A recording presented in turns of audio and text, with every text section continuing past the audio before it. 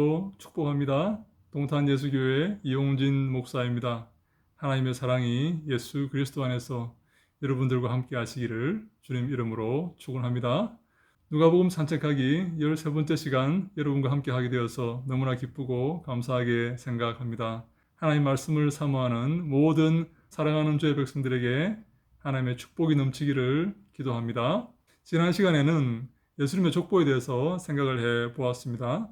누가복음에 나오는 예수님의 족보는 특별히 모든 인류를 하나님의 아들로 묘사한다라고 말씀을 드렸습니다. 우리는 원래 하나님의 아들로 창조되었습니다. 하나님은 당신의 형상을 따라 사람을 창조하셨고 당신이 할 일들을 사람들에게 위임하셔서 이 땅을 다스리게 하셨습니다. 그런데 사람들은 죄로 말미암아 그 형상을 잃어버리게 되었고 예수 그리스도는 이 땅에 오셔서 십자가를 지심으로 우리의 형상을 회복시켜 주신 것입니다. 그래서 영접하는 자, 곧 그 이름을 믿는 자들에게는 하나님의 자녀가 되는 권세를 주셨으니 라고 요한복음 1장 12절에 말씀하시므로 우리가 예수 그리스도의 이름을 믿고 그를 영접할 때에 하나님의 자녀의 형상을 회복하는 것이다. 그렇게 말씀을 드렸습니다. 오늘은 예수님의 시험에 대해서 한번 생각해 보고자 합니다. 누가가 묘사하는 예수님의 시험은 마태가 묘사하는 예수님의 시험과 조금 다릅니다. 특별히 누가가 묘사하는 예수님의 시험은 창세기에 아담이 사탄에게 받았던 그 시험과 순서가 일치합니다. 마귀는 태초에 아담에게 다가가서 아담을 시험했죠. 선악과를 먹으라. 그러면 하나님처럼 될 것이다. 절대로 죽지 아니할 것이다. 이렇게 시험을 세 가지로 묘사할 수 있는데 예수님께 다가와서 했던 시험도 똑같이 이 세 가지 패턴을 가지고 있습니다. 돌로 떡을 만들어 먹어라. 내게 절하면 하나님처럼 이 땅의 모든 것을 가지게 해줄 것이다. 천사가 너를 받들어서 절대로 상하지 않게 될 것이다. 이런 패턴을 가지고 있는 것이죠. 그런데 아담은 마귀의 시험에 넘어졌지만 그래서 죄가 이 땅에 들어왔지만 예수님은 그 마귀의 시험을 물리치고 승리하시게 됩니다.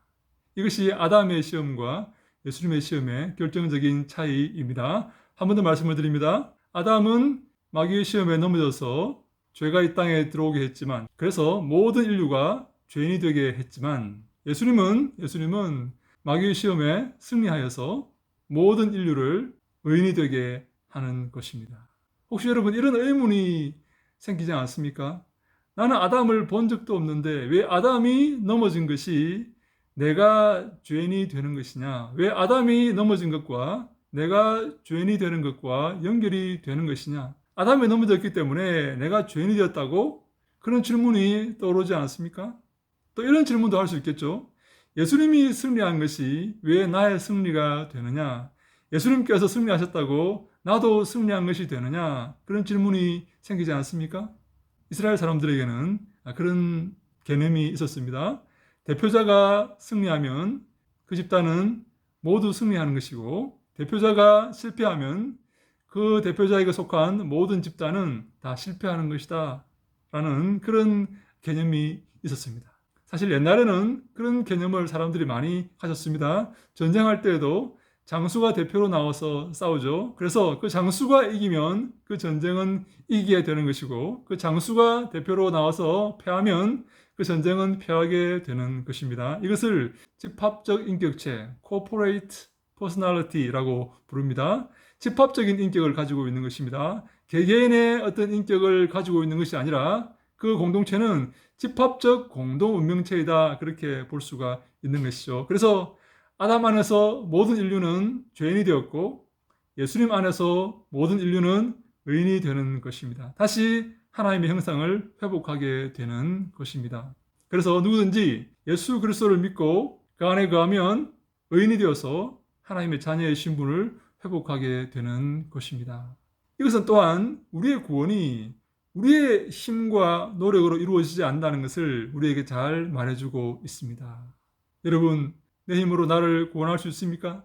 나의 노력으로, 나의 도덕으로, 나의 실력으로 나를 구원할 수 있습니까? 전혀 불가능한 일입니다. 그래서 하나님은 당신의 아들을 인간의 몸을 입혀서 이 땅에 보내심으로 말미암아 우리를 구원하게 하신 것입니다. 그러므로 우리의 실패나 우리의 부족함이나 우리의 잘못으로 우리는 낭망하지 않을 수가 있습니다. 우리의 구원이 내 힘으로 된 것이 아니라 하나님의 은혜로 하나님의 선물로 이루어진 것이기 때문입니다.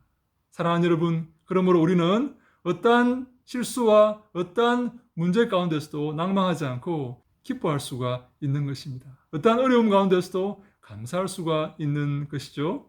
내가 아무것이 없다 할지라도, 내가 어려움 가운데 처한다 할지라도 주님의 그 놀라운 구원을 기억하면서 기뻐하며 감사하는 삶을 살아갈 수가 있는 것입니다. 사랑하는 여러분, 어려움 가운데 거하십니까? 고난 가운데 처하여 계십니까? 광야의 삶을 살고 계십니까? 걱정하지 마십시오. 두려워하지 마십시오. 염려하지 마십시오. 하나님께서 함께 하시고 우리를 도와주실 것입니다. 하나님의 놀라운 손으로 우리를 지키시고 우리를 구원하여 주실 것입니다. 그것이 바로 구원의 은혜입니다.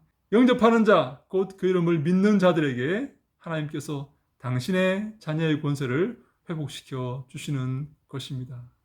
이런 놀라운 은혜를 입은 우리 사랑하는 주의 백성들은 오늘도 기뻐하며 감사하며 주를 찬송하며 승리의 삶을 살 수가 있는 것입니다. 주님을 믿고 주님 의지하며 그리스도의 뒤를 따르는 모든 사랑하는 주의 권속들 머리 위에 하나님께서 은혜를 베푸시기를 간절히 소망합니다.